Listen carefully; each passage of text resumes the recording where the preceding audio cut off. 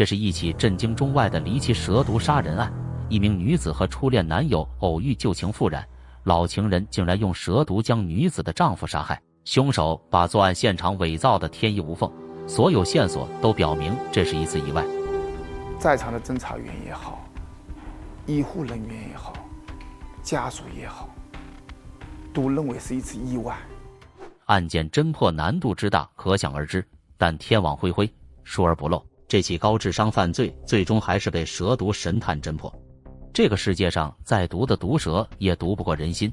今天我们就来聊一聊中国首例蛇毒杀人案。2016年8月7日清晨，福建省宁德市蕉城区的戚继光公园里，帅气逼人的李老伯像往常一样上山晨练，突然发现路边有一名男子昏倒在地上。李老伯连喊了几声后，对方却一点反应都没有。老李试着摇醒他，可当手触碰到对方的身体，这名男子身上居然没有温度，动也不动。感觉不对劲的老李赶紧拨打120，将其送到医院抢救。遗憾的是，这名男子没能抢救回来，医院随即向警方报了案。接到报案后的警方立即组织警力抵达现场。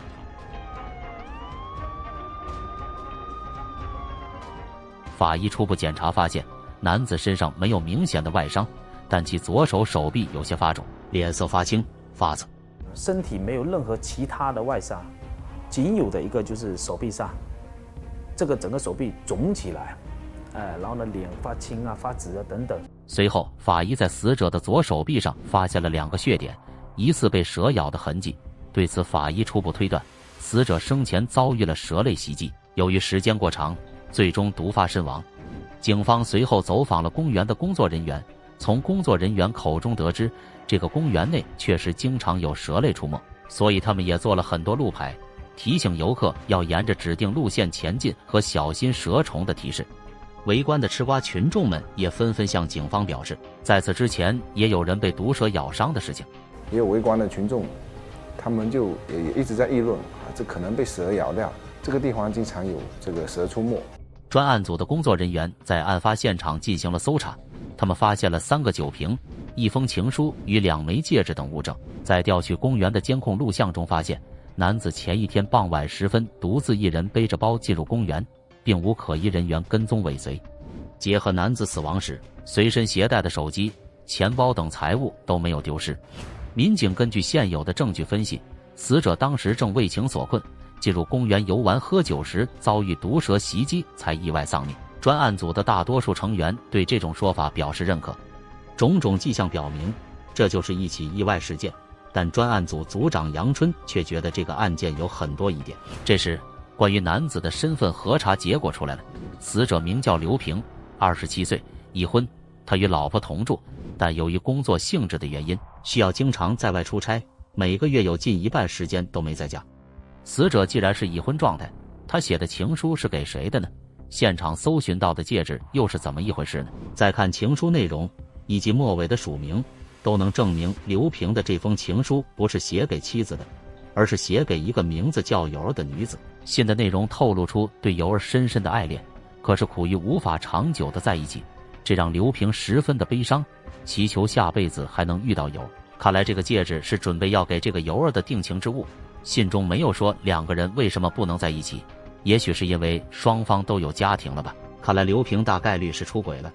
此时大多数民警都觉得可以结案了，神探杨春始终觉得这起意外并不像表面看到的那么简单。在他看来，一个男人婚内出轨并不奇怪，奇怪的是一般人都会去酒馆饭店买醉，很少见到有人黑夜还往有危险的山上跑。当然这种情况也不是完全没有，还有一个就是情书，这年头拿纸写情书的也实属罕见呢，总觉得是有人故意为之。杨春顶住了压力，他不想就这样放弃，要再继续查一查。也正是他这种严谨的办案风格，让这起案情最终露出了真相。为了不错过任何一个犯罪嫌疑人，他要求侦查员们务必查清现场的啤酒、情书和戒指的出处，一定要把这几个把所有的那个疑点排除掉了以后，才能结案。经过数十天的排查走访，终于皇天不负有心人，案件出现了转机。警方在对全城的首饰店进行排查时，凭借戒指上的独特花纹找到了戒指的制造商。在老板的协助下，警方获得了戒指订购者的电话。侦查员经过寻迹追踪发现，订购戒指的人并不是刘平，而是一个名叫陈某的男人。陈某订购的戒指为何会出现在刘平的手中呢？陈某和死者之间是否有什么关系？于是民警围绕陈某展开了深入调查。他们惊讶地发现，陈某与死者刘某的妻子联络异常密切频繁。当民警顺藤摸瓜查下去后，果然发现了犯罪嫌疑人陈某的作案动机和作案工具。此时神探杨春确信购买戒指的陈某就是凶手。走走，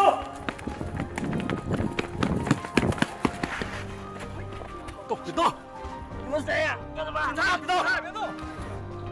被逮捕后的陈某很快就供述了他为何要精心策划这起蛇毒杀人案。据他交代，他和刘平的妻子小美是高中同学，两人在读书的时候就谈起了恋爱。然而光阴似箭，3年高中生涯转瞬即逝，他们毕业前往了不同的城市上大学，后来因种种原因断了联系。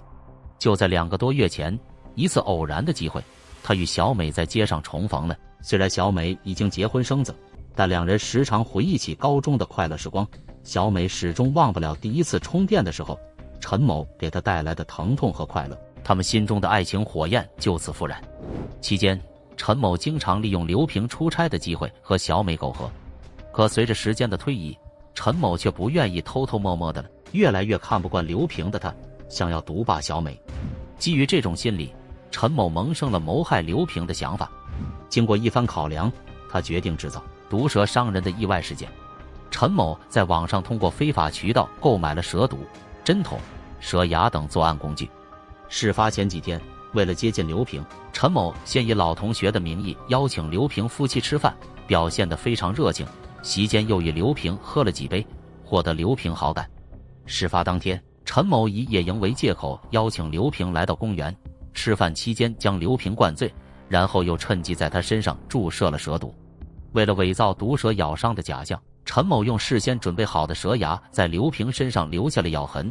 待刘某毒发身亡后，又伪造出刘平为情所困醉酒后发生意外的现场。现场遗留的戒指、情书，包括情书中所提及的尤儿，都是伪造出来的。